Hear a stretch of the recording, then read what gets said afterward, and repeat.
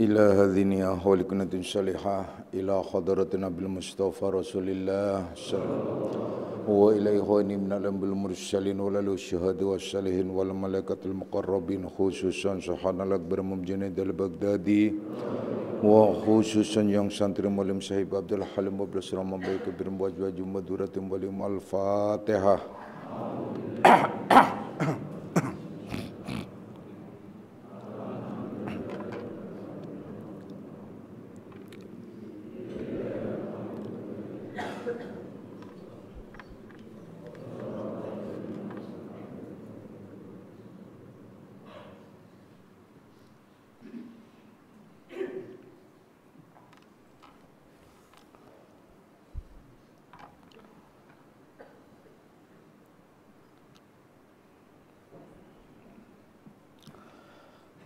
Assalamualaikum warahmatullahi wabarakatuh.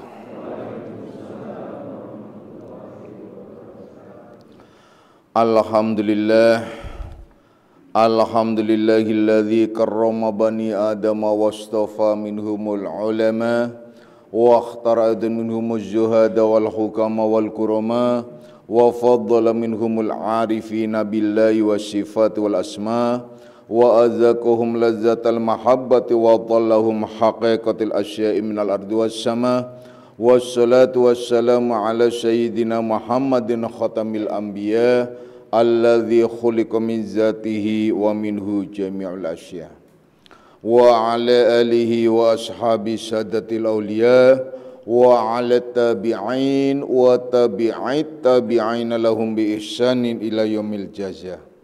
Subhanaka la ilma lana illa ma 'allamtana innaka antal alimul hakim wa la haula wa la quwwata illa billahil aliyil azim amma ba'du. Ma'asyiras salikin, kaum bapak dan kaum ibu jamaah pesantren Akmaliyah, anak-anak rohaniahku semuanya, baik yang hadir secara jasmani maupun nafsani, baik yang mendengarkan langsung di pesantren Akmaliyah maupun yang melalui radio online Akmaliyah. Insyaallah mudah-mudahan malam ini kita bersama-sama mendapatkan limpahan rahmah, maghfirah serta hidayahnya. Amin ya rabbal alamin. Anak-anakku semuanya, mari kita lanjutkan kajian kita di dalam membahas kitab Sarah Hikam Ibnu Athaillah. Dan insyaallah malam ini ialah kita membahas pada akhir daripada kitab Sarah Hikam Ibnu Athaillah. Dengan kata lain, mungkin kita boleh disebut tamat, ya. Dan kita insya Allah akan mengulang kembali dan kita terus mengulang karena memang pemahaman-pemahaman dan kajian-kajiannya sangat penting sekali untuk kita semua. Anak-anakku semuanya, oleh karena itu sebelum kita lanjutkan di akhir daripada kitab ini, ya, maka mari kita jernihkan terlebih dahulu akal pikiran kita, jiwa dan hati kita dari segala macam persoalan kehidupan dunia, di mana semua itu sering bahkan nyaris tidak luput selalu nyangkut di dalam diri kita, susah untuk kita lepaskan, susah untuk kita tinggalkan. Karena memang ini adalah keterlibatan kita dengan jasmaniah kita di alam raya ini. Dan ini sangat manusiawi sekali. Tidak dosa bagi kita bergumul dengan dunia. Tindakan-tindakannya yang menyebabkan menjadi maksiat dan dosa karena kita masuk golongan orang-orang yang tusrifu. Oleh karena itu, rasa syukur kita kepada Allah Subhanahu wa taala selalu kita panjatkan sebagaimana yang telah dikaji pada kajian yang lalu, bahwasanya banyak orang yang menikmati anugerah Allah Subhanahu wa taala itu. Dia kalap menerima nikmat-nikmat Allah, hanya dinikmati bergembira dengan pelampiasan nafsu-nafsunya, yakni hanya sekedar kegembiraan, tidak pada yang memberikan nikmat tersebut. Berbeda dengan orang-orang yang mengembalikan kepada Allah Subhanahu wa taala, yang artinya bahwa mereka memandang nikmat itu adalah datangnya dari Allah Subhanahu wa taala, anugerah dari Allah Subhanahu wa taala. Oleh karenanya selalu bersyukur kepadanya, selalu bersyukur kepada Allah Subhanahu wa taala, tidak sebatas memandang nikmat yang kemudian kita menikmatinya tanpa menyandarkan rasa syukur kepada Allah Subhanahu wa taala.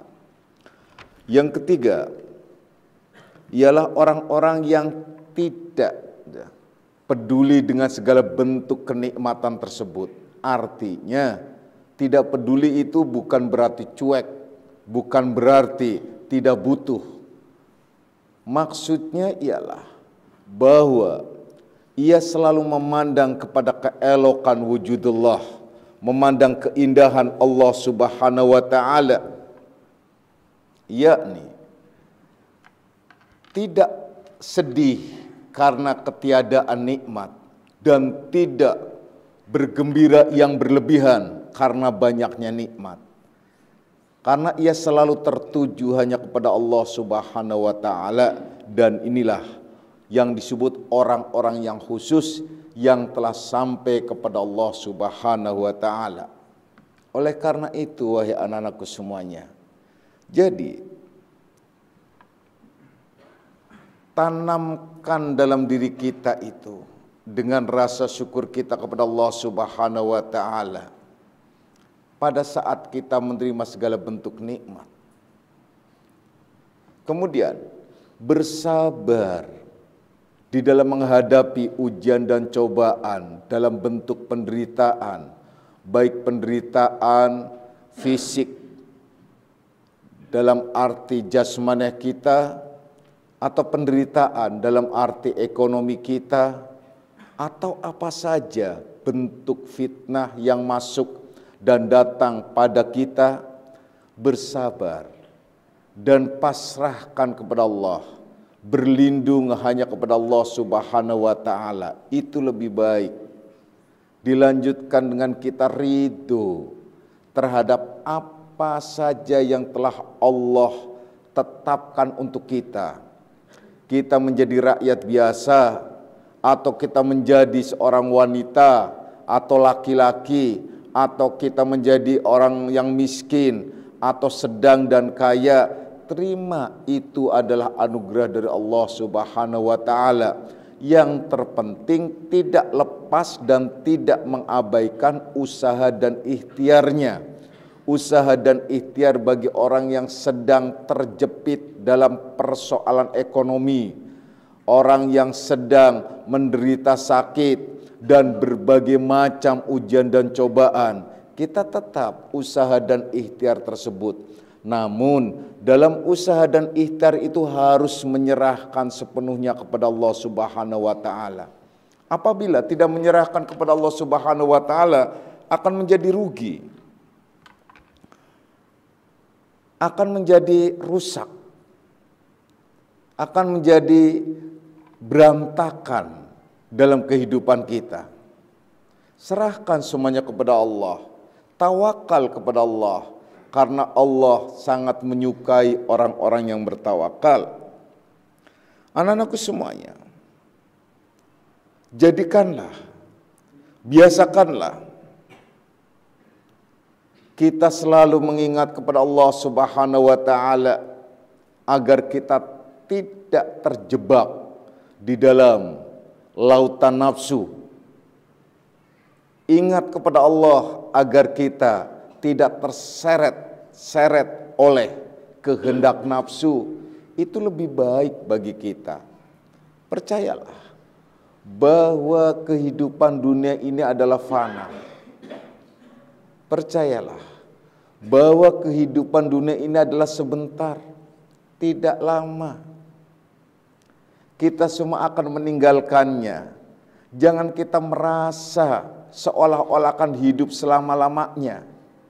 Memang dalam urusan dunia kita disuruh dalam hadis wa'mal, i'mal, kerja, perbuat apa saja lidunyaka, tentang urusan duniamu, ka'annaka ta'aisyu abada, seolah-olah engkau akan hidup selama-lamanya.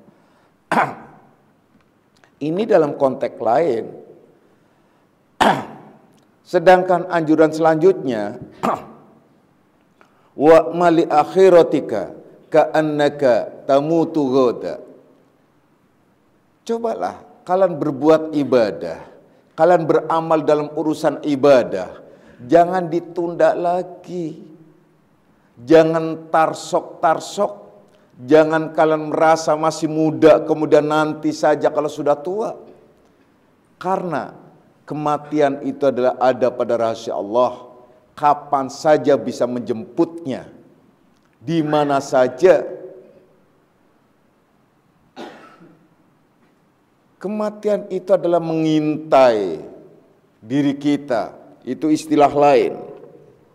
Dengan kata lain, ajal itu ialah seperti nafas kita, itu hanya butuh waktu kurang lebih 4 detik keluar masuk nafas, dan itu adalah umur, ajal. Apabila nafas keluar tidak masuk lagi, selesai. Itu dalam hitungan 4 detik. Oleh karena itu, jangan berbangga diri karena kita masih sehat, kemudian kita menghambur-hamburkan waktu dan tenaga, pikiran, harta hanya sekedar untuk melampiaskan kesenangan nafsu-nafsu yang ada pada diri kita. Ingat kepada Allah itu lebih baik. Selalu ingat kepada Allah sebagaimana yang dianjurkan oleh Allah Subhanahu wa taala, wa dzakara isma rabbih fasalla, yaitu selalu mengingat dengan nama-nama Allah. Kita berzikrullah, kalian telah diberikan amalan-amalan, kaifiat-kaifiat bagaimana kita berzikir kepada Allah Subhanahu wa taala. Ingat, tidak ada kata lain yang lebih baik kecuali ialah ingat kepada Allah Subhanahu wa taala. Dalam hal ini mu'alif menjelaskan, yakni terkait dengan firman Allah Subhanahu wa taala yang ditujukan kepada Nabiullah Daud alaihissalam, wa qad auhallahu ila Dawud alaihissalam, dan Allah telah mewahyukan kepada Nabi Daud alaihissalam, seolah-olah menyatakan, ya Daud, katakan kepada orang-orang yang sidik, kul lisiddiqina bi fal yafrohu wa bi zikri fal yatana'amu, yakni kul lisiddiqina bi fal yafrohu wa bi zikri fal yatana'amu, yakni katakanlah kepada orang-orang yang sidik, kepada orang-orang yang benar, kepada orang-orang yang lurus, kepada orang-orang yang bersungguh-sungguh kepada Allah Subhanahu wa taala, bi fal yafrohu, dengan aku mereka hendaknya bergembira, bersenang ria dengan Allah, bukan dengan nafsumu, bukan dengan kesenanganmu, denganku, bi fal yafrohu wa bi zikri, dan dengan mengingat nama-namaku, dengan mengingatku, dengan berzikir, menyebut nama-namaku, dengan berzikir, mengingatku, connecting kepadaku, bahwasanya aku tuh ada di mana saja kamu berada. Yakni maksudnya bizikri di sini ialah pada saat utamanya falyatana'am, yaitu pada saat merasakan berbagai macam kenikmatan-kenikmatan. Banyak orang yang lupa saat menerima nikmat dari Allah Subhanahu wa taala. Sampai-sampai Allah menegur dengan berbagai macam cara, bahkan khusus di dalam satu surat Ar-Rahman, itu kurang lebih sekitar 31 atau lebih, tentang ayat menyatakan fabi ayyi ala'i rabbikuma tukadziban, maka nikmat Tuhan kamu yang manakah yang kamu dustakan, yang kamu sembunyikan, yang kamu tidak tahu, yang kamu pura-pura tidak merasakan, yang kamu abaikan. Nikmat Tuhan kamu yang mana yang kamu dustakan? Kenapa? Karena memang nikmat Allah itu berlimpah pada diri kita. Sangat berlimpah. Ayo kita hitung. Ayo kita hitung. Wahai anak-anakku semuanya. Jadi banyak nikmat-nikmat yang tak terhitung. Bahkan disebutkan apabila kita menghitung nikmat-nikmat Allah yang ada pada diri kita, la tuhsuha, niscaya kita tidak akan mampu menghitungnya. Karena banyak sekali nikmat yang ada pada diri kita, ialah seperti nikmat sehat. Itu banyak sekali. Nikmat yang kita rasakan dalam kehidupan kita, rizki berlimpah. Dalam arti berlimpah di sini ialah cukup untuk kehidupan kita dengan cara apa saja. Yang penting kita bersyukur. Kalau berbicara kurang, itu semuanya kurang. Manusia itu tempatnya kurang terus. Enggak pernah ada cukup-cukupnya. Dengan iman akan cukup, dengan mensyukuri kepada Allah akan cukup. Pernah dijelaskan dalam satu hadis, andai saja manusia itu meminta kepada Allah Subhanahu wa taala satu kebun emas, kemudian ia mendapatkan kebun itu, pasti dia akan meminta kebun yang kedua. Setelah mendapatkan yang kedua, pasti dia minta kebun yang ketiga. Setelah mendapatkan kebun yang ketiga, pasti dia minta kebun yang keempat, dan seterusnya dan seterusnya. Ini hanya isyarat bahwasanya manusia itu tidak akan pernah puas dalam mengarungi kehidupan di dunia. Kehidupan di dunia itu disebut mati, yaitu perhiasan permainan. Perhiasan di dunia ini itu kalau diumpamakan, nyaris orang tidak akan pernah puas seperti orang meminum air yang selalu dahaga.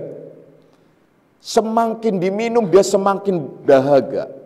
Begitu juga kalian, semakin kalian suka dengan dunia, semakin kalian suka dengan harta benda, semakin kalian suka dengan sesuatu, semakin pula kalian tidak akan puas untuk mendapatkannya. Jadi terus bergulung. Makanya satu-satunya jalan ialah qanaah, menerima apa yang telah diberikan oleh Allah Subhanahu wa taala pada kita. Rizki yang telah diberikan oleh Allah kepada kita, terima berapapun. Allah memberikan apa saja, terima.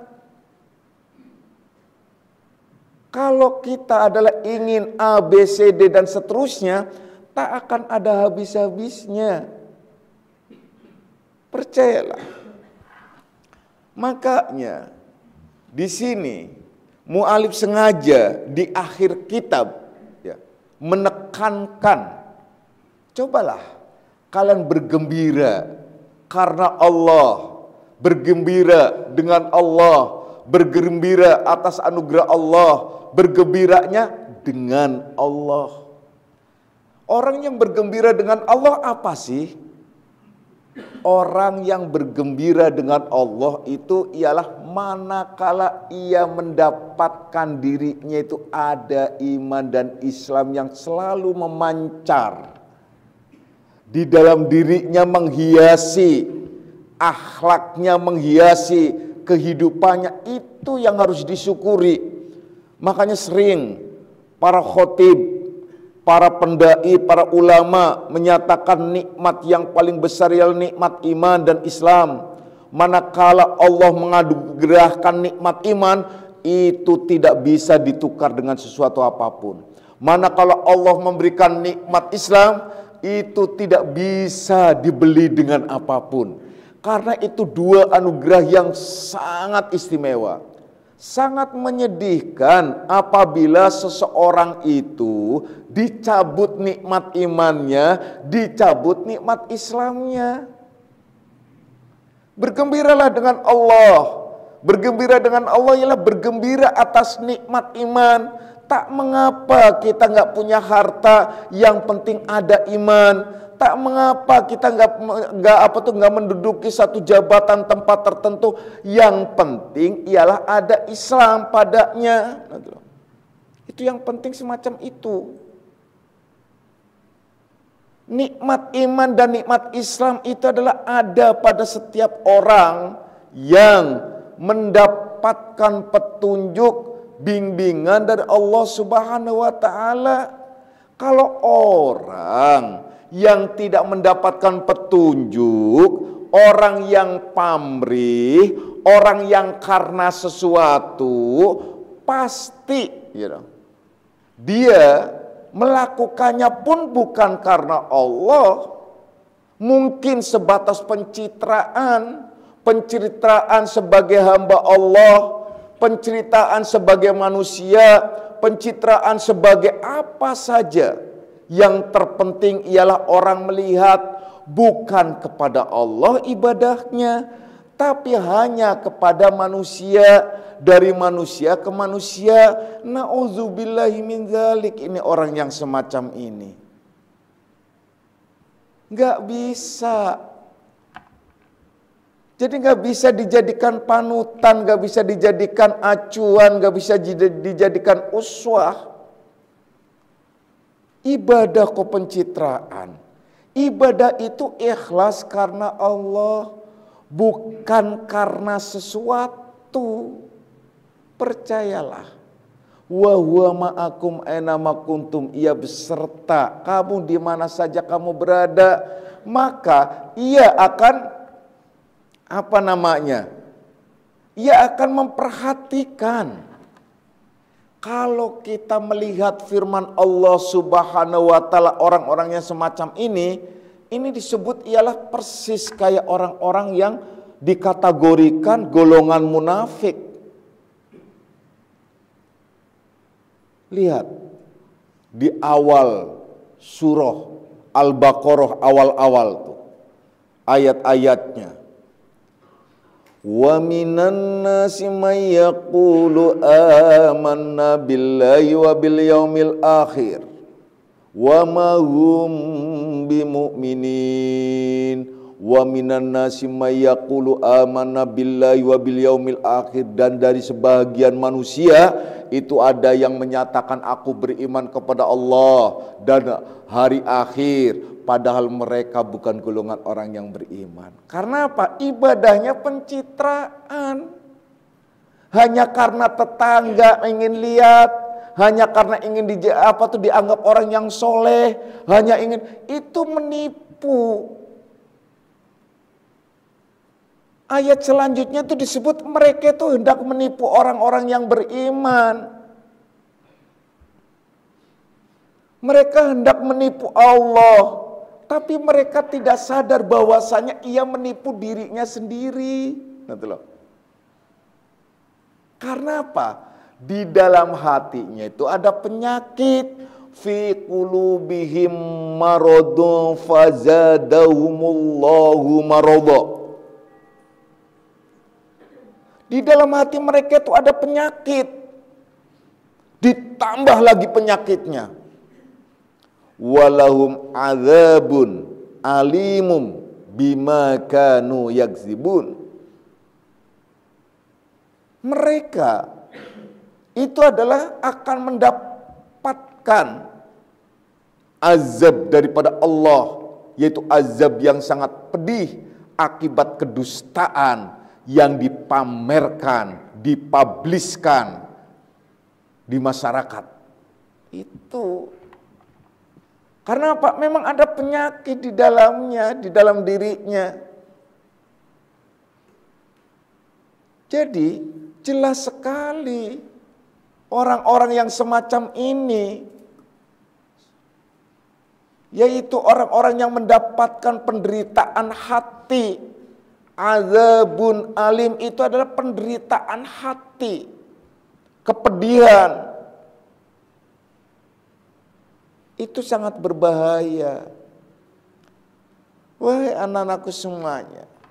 Jadi sebaiknya ya, seperti yang dijelaskan di sini, qul, katakanlah lisidikina.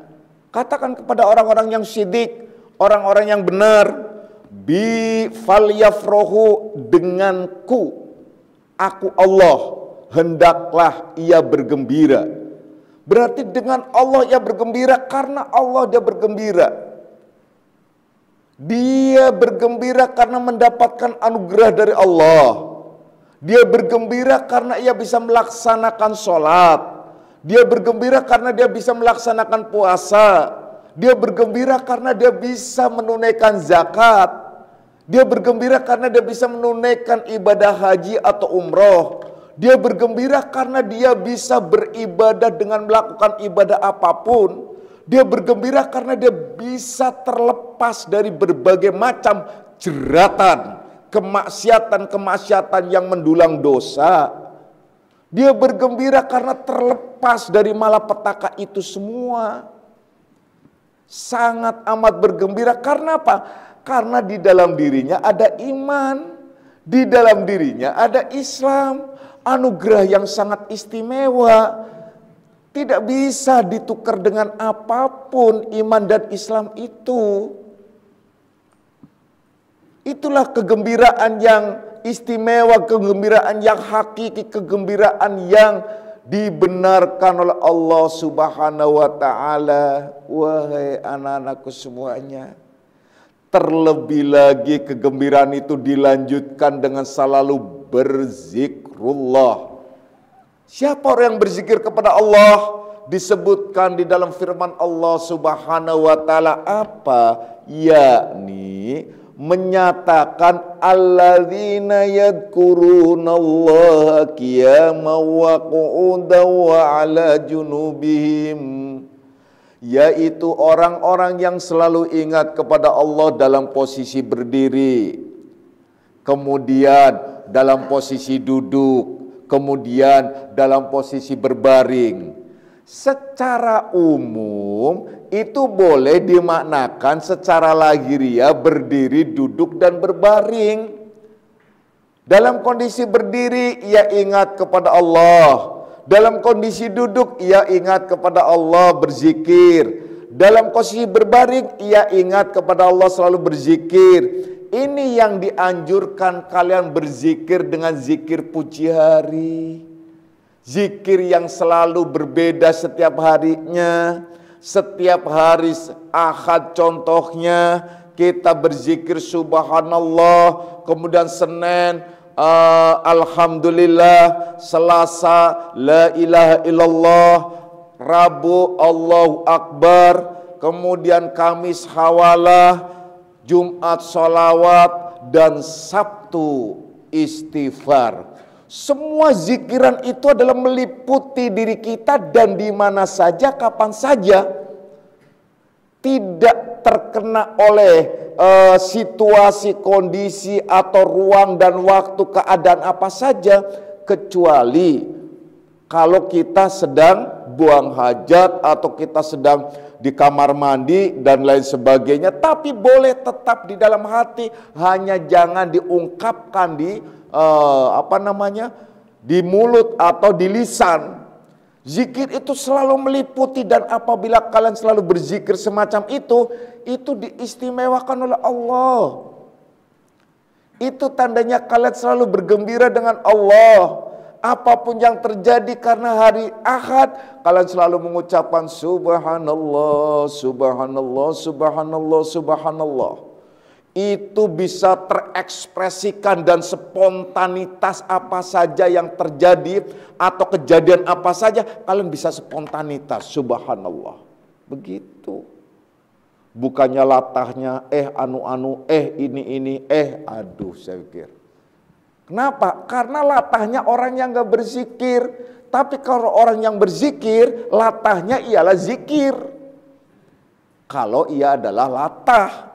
Kalau spontanitasnya dengan zikir. Hari Ahad, dia adalah spontanitas, subhanallah. Hari Senin, spontanitas, alhamdulillah, dan seterusnya, dan seterusnya.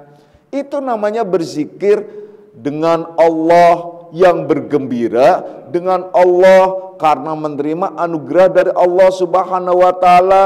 Itulah yang disebut bizikrillah. Jangan sampai anak istrimu, hartamu, suamimu, keluargamu menyebabkan dirimu lalai, tidak ingat kepada Allah Subhanahu wa taala. Kalau semuanya itu menyebabkan kalian tidak ingat kepada Allah, itu senista-nista umat, senista-nista manusia yang lalai kepada Allah Subhanahu wa taala.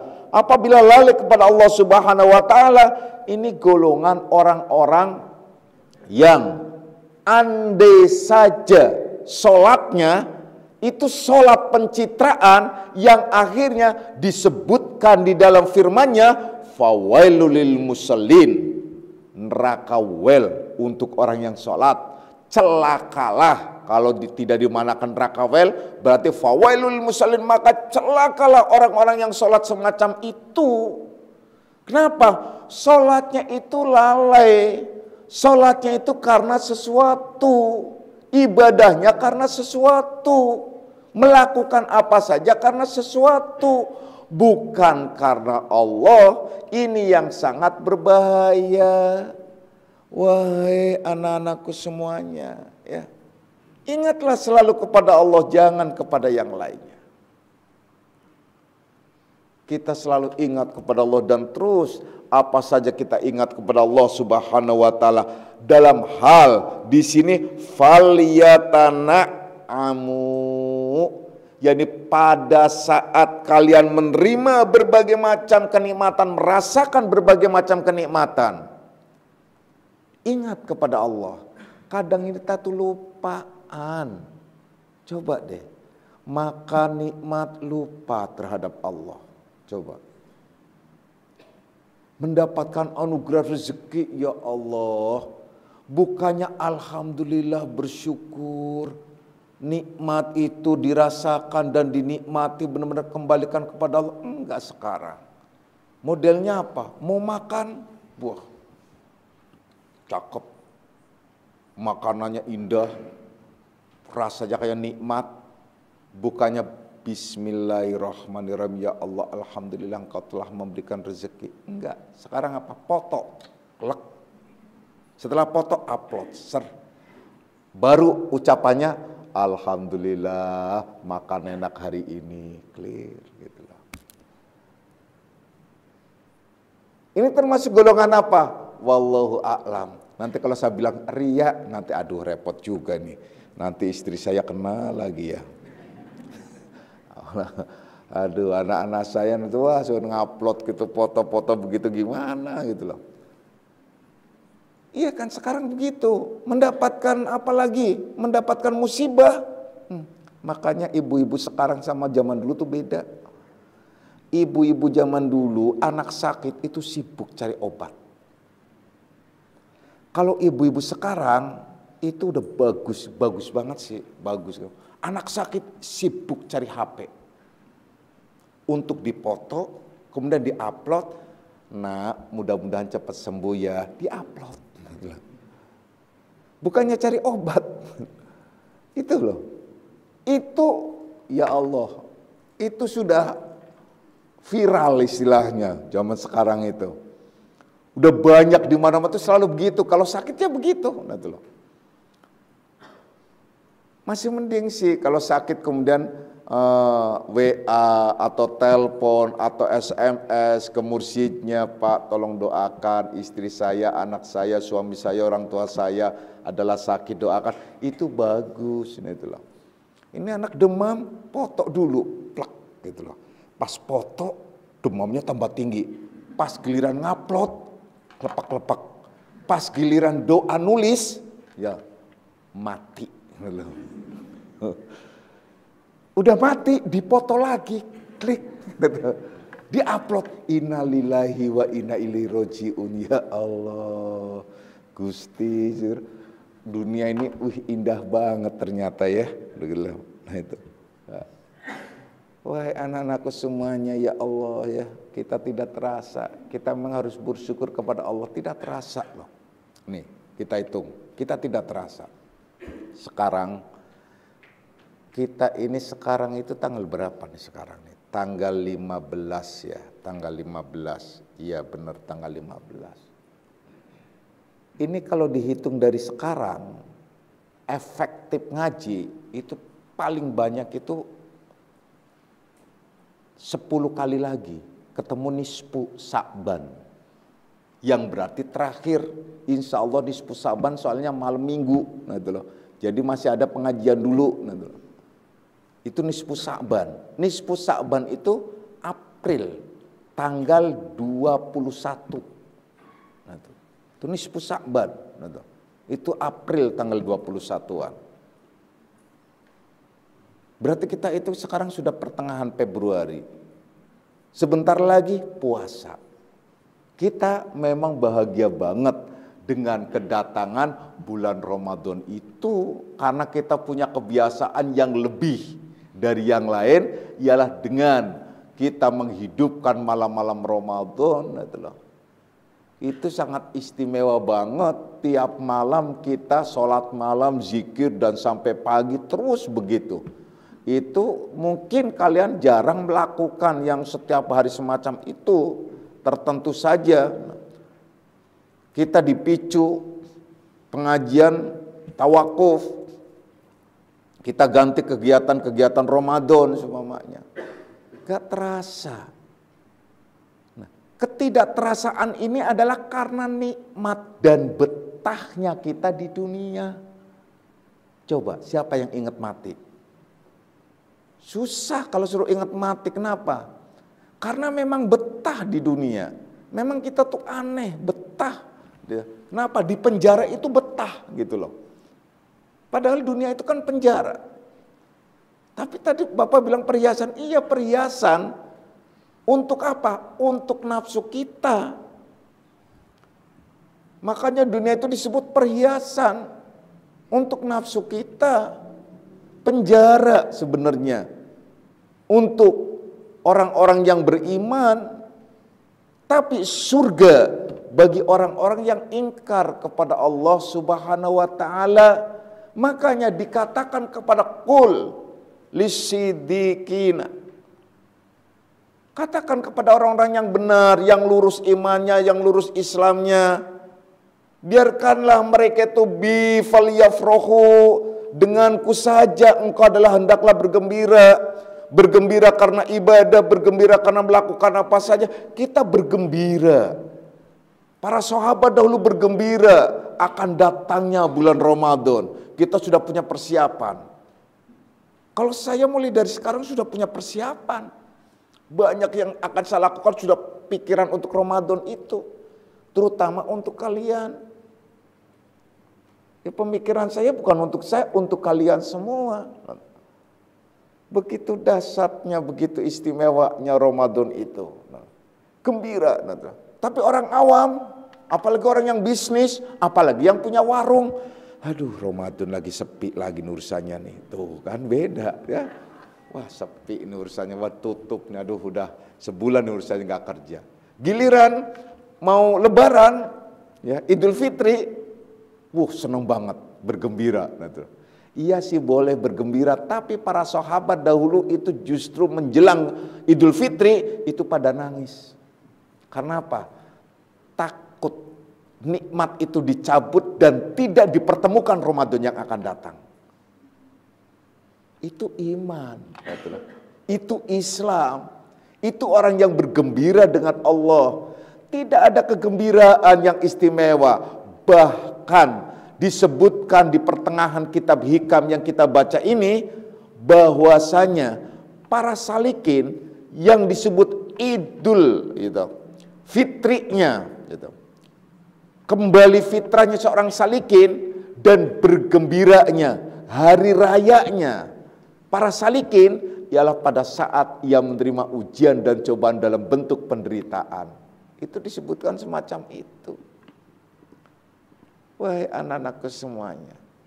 Jadi kembali lagi bahwa nikmat yang paling istimewa yang ada pada diri kita ialah nikmat iman dan Islam, yang akan merasakan kegembiraannya itu dengan Allah. Yakni dia bergembira apabila dia bisa melakukan ibadah-ibadah, baik ibadah wajib maupun sunnah. Dia bisa melakukan sholat tepat waktu, dia bisa melakukan puasa sunnah atau puasa wajib, dia bisa melakukan infak atau sodakoh, zakat-zakat yang lain termasuk umroh dan haji.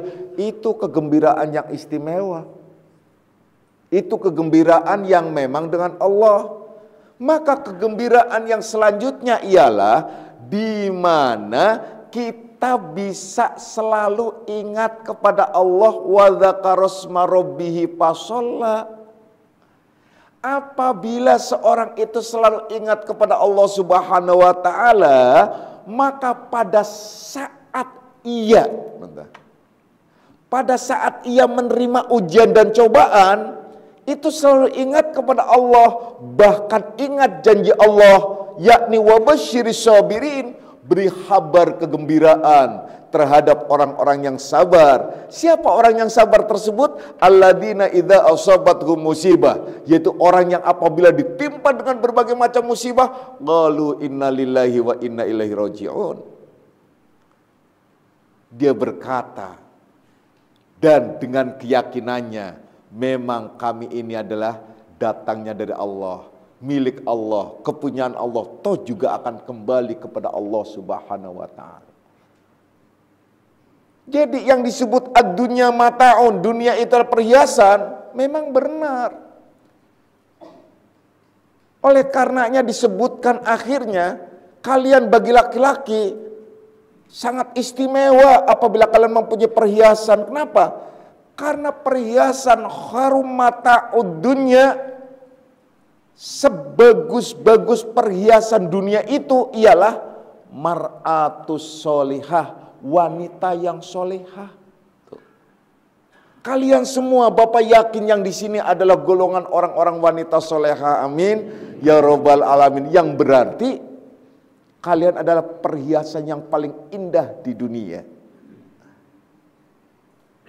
Tuh, anak-anakku semuanya. Terus apa? Dan bagaimana kita menyikapi semuanya? Sikapi kita harus selalu mandang kepada Allah Subhanahu wa taala dengan selalu ingat kepada Allah, baik dalam kondisi berdiri, duduk maupun berbaring.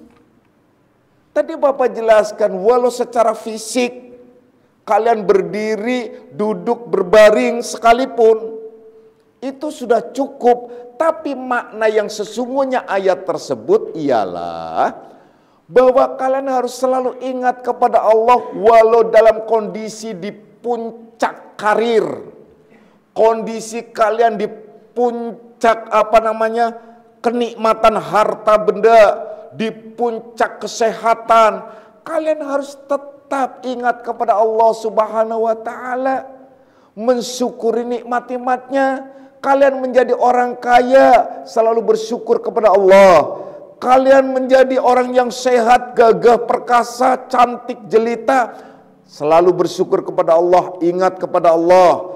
Kalian mendapatkan status jabatan di suatu instansi, baik perusahaan maupun pemerintah, selalu ingat kepada Allah. Kalian menjabat satu jabatan publik, maka kalian selalu ingat kepada Allah.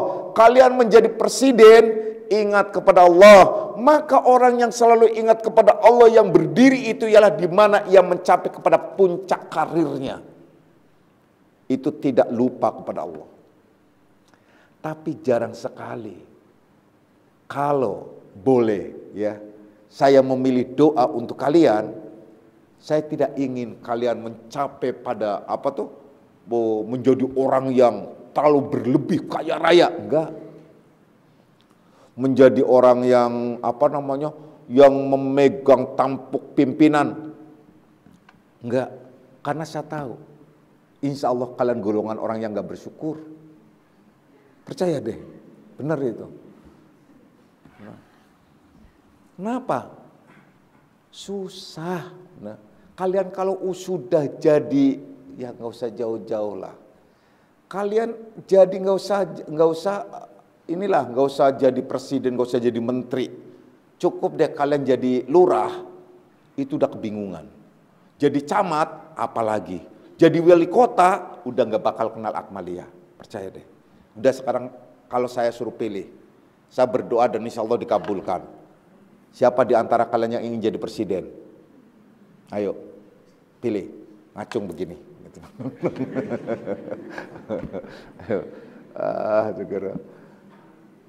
Nggak akan mungkin gitu loh. Percaya deh, susah gitu loh. Susah gitu. Kenapa susah di sini? Berat gitu. Berat sekali. Karena kalian nggak akan mengimbangi seperti Nabi Sulaiman alaihissalam. Dia seorang raja sekaligus juga dia seorang nabi, seorang hamba Allah yang soleh. Itu susah.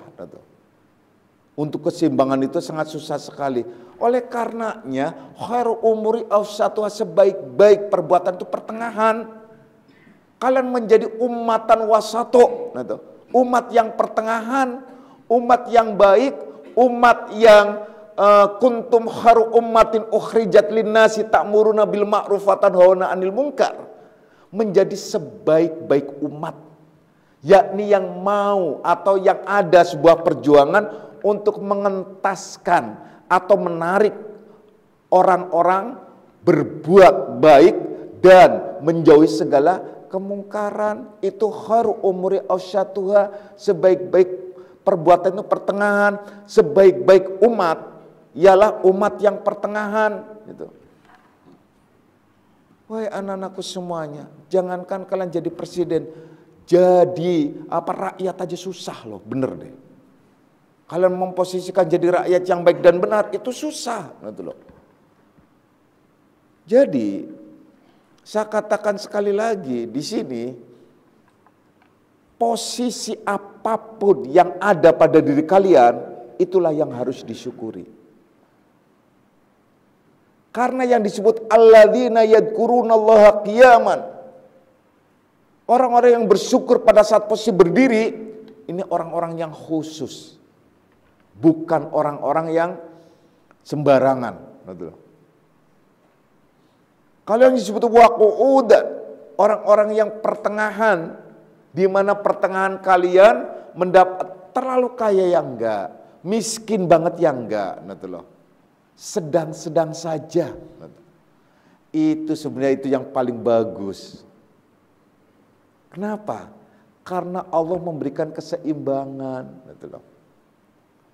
Wahai anak-anakku, keseimbangan yang sedang-sedang saja gitu. Jadi terlalu kaya enggak, menjadi pejabat yang pejabat publik juga enggak, gitu.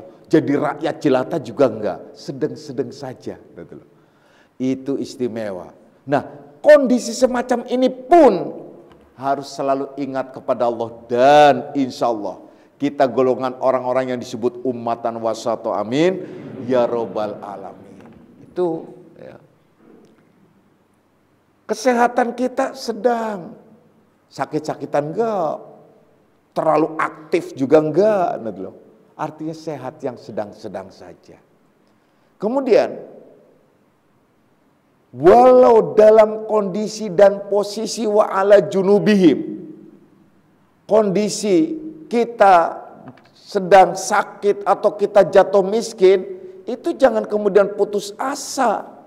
Kemudian kalian itu menjadi orang-orang yang pesimis. Tetap harus ingat kepada Allah, bergembiralah karena Allah, karena hakikatnya orang yang menerima penderitaan sakit apabila sabar, Allah sedang melepaskan segala dosa-dosanya. Orang yang diuji ekonominya, itu Allah sedang memberikan cinta kasihnya melalui proses semacam itu, sekaligus membersihkan dosa-dosanya, dan banyak lagi. Yang terpenting ialah kita selalu ingat kepada Allah Subhanahu wa Ta'ala. Jangan sampai lupa terhadap Allah Subhanahu wa Ta'ala. Itu yang diisyaratkan oleh mu'alif di dalam kalam hikmah akhir ini. Maka dari itu akhirnya beliau berdoa untuk kita semua. Saya akan cuplikan beberapa doa bagi contoh orang-orang yang sudah sampai kepada Allah saja, orang-orang yang istimewa saja, itu selalu tawadhu dan berdoa dengan baik dan benar, selalu mendoakan. Jangan kemudian kalian mentang-mentang sudah ngaji ilmu tauhid, ngaji ilmu hakikat, kemudian sok-sokan, atau kalian sombong terhadap Allah, seolah-olah nggak butuh doa dan sebagainya. Tidak, itu tandanya orang yang sedang mabok. Beliau menyatakan wallahu yaj'alu farahana wa iyyakum bihi wa birrida minhu wa ayyaj'alana min ahlil fahmi anhu wa alla yaj'alana minal ghafilin wa ayyasluka bina masalikal muttaqin bimannihi wa karamihi.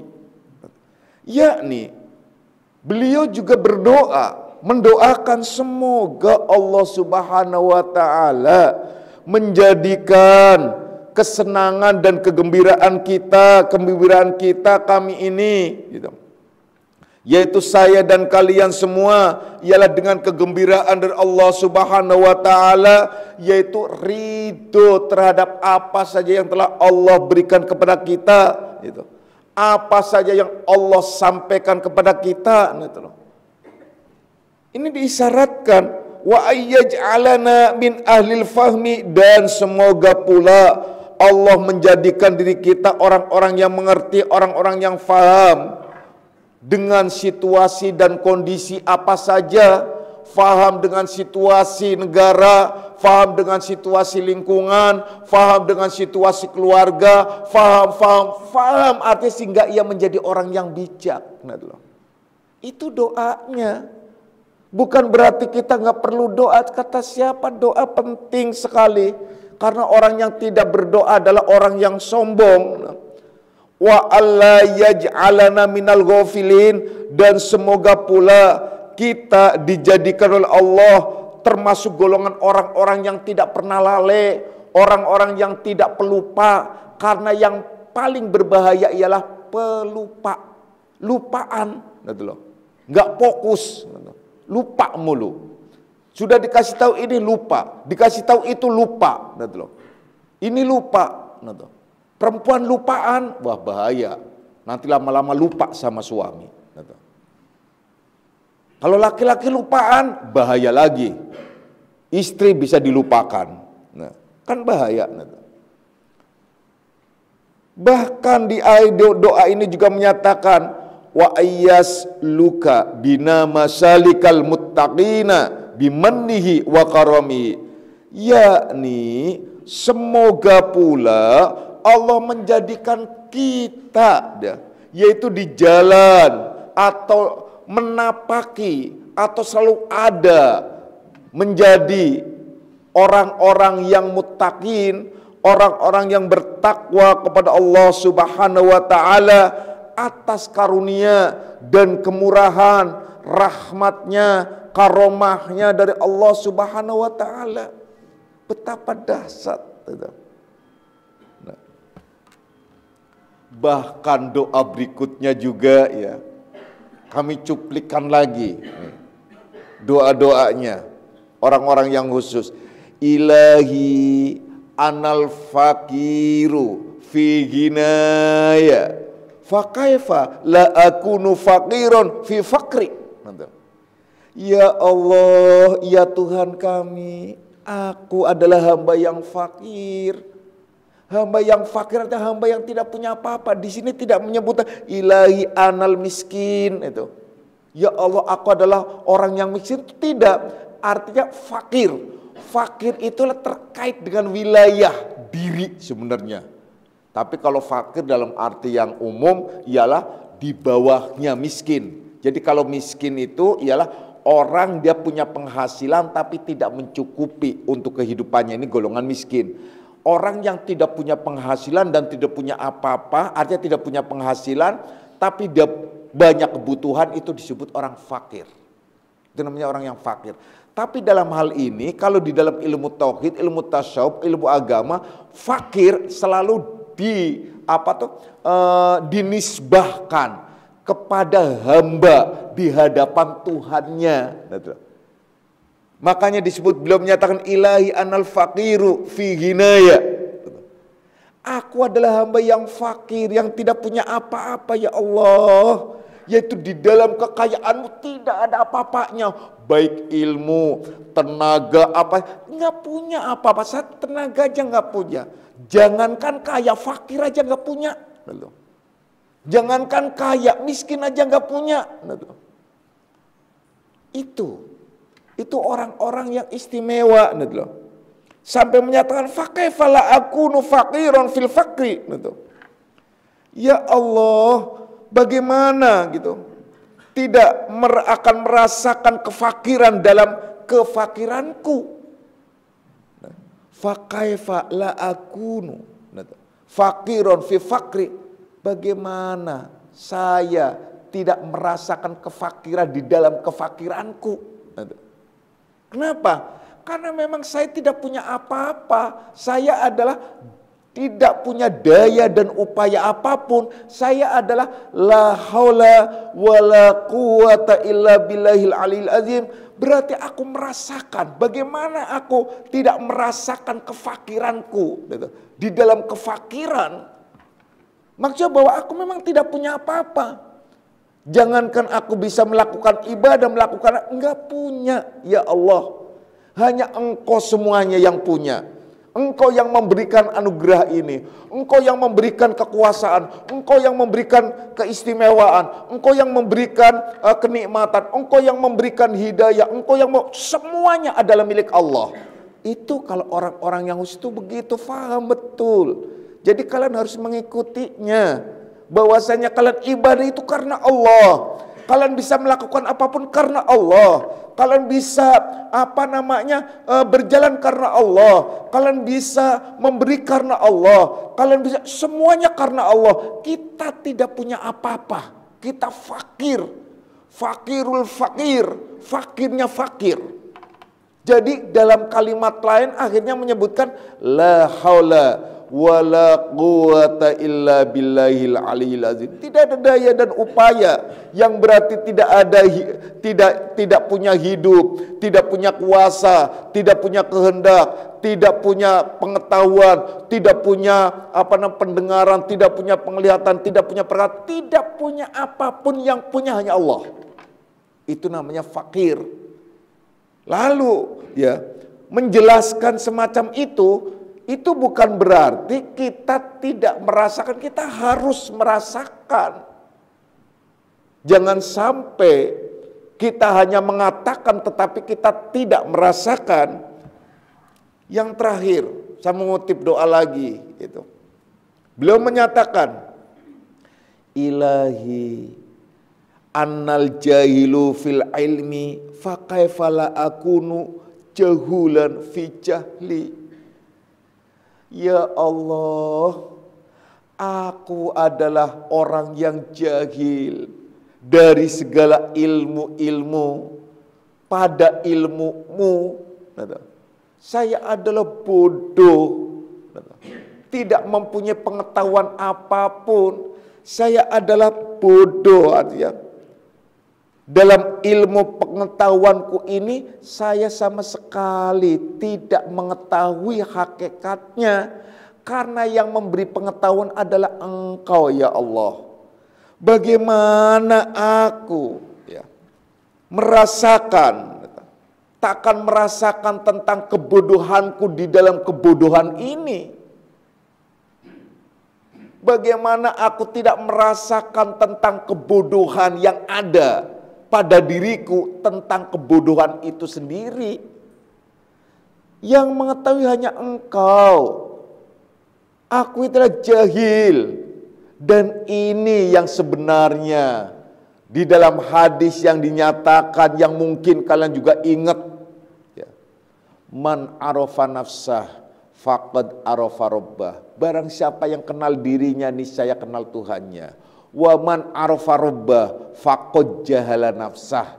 Barang siapa yang kenal Tuhannya, faqad jahala nafsah, maka dia merasa bodoh, maka dia tahu bahwa dirinya itulah sangat jahil, sangat bodoh. Karena yang tahu hanya Allah, yang mengetahui hanya Allah, kita adalah bodoh sebodoh-bodohnya. Itulah kalimat-kalimat akhir dari beliau, yaitu doa yang sangat istimewa, doa yang benar-benar mencerminkan orang-orang yang arif. Bukan doanya orang yang congkak, bukan doanya orang yang angkuh, seperti juga doa yang populer, doa yang disebut iktiraf, Ilahi lastulil firdausi ahla wala aqwa ala naril jahim. Ini juga doanya orang-orang yang arif. Ilahi lastulil firdausi ahla. Ya Allah, memang aku tidak pantas meraih surga. Aku memang surga tidak pantas. Aku menjadi ahli surga memang tidak pantas. Ilahi lastulil firdausi ahla.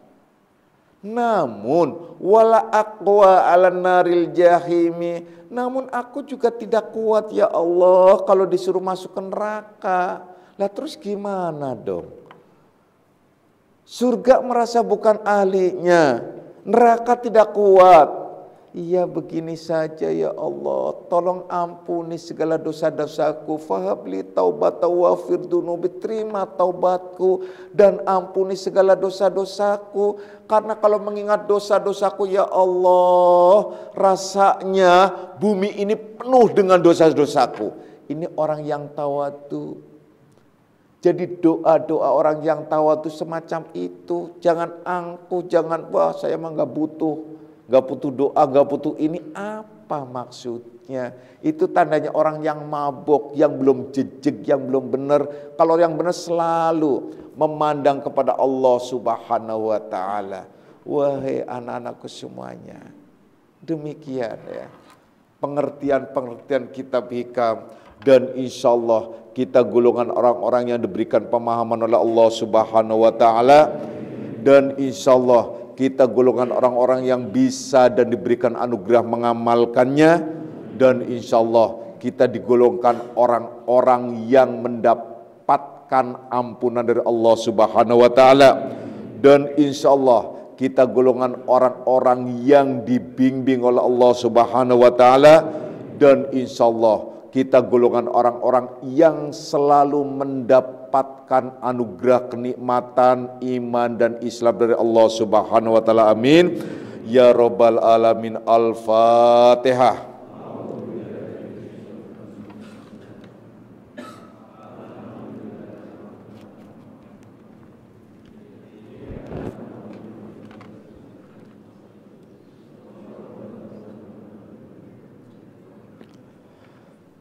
Raditu billahi rabban islami dinan wa bi Muhammadin nabiyya. Raditu billahi rabban islami dinan wa bi Muhammadin nabiyya. Raditu billahi rabban islami dinan wa bi Muhammadin nabiyya. Ashhadu an la ilaha illallah wa ashhadu anna Muhammadar Rasulullah. Hadanallahu ikum ajma'in wal afu minkum. Wassalamualaikum warahmatullahi wabarakatuh.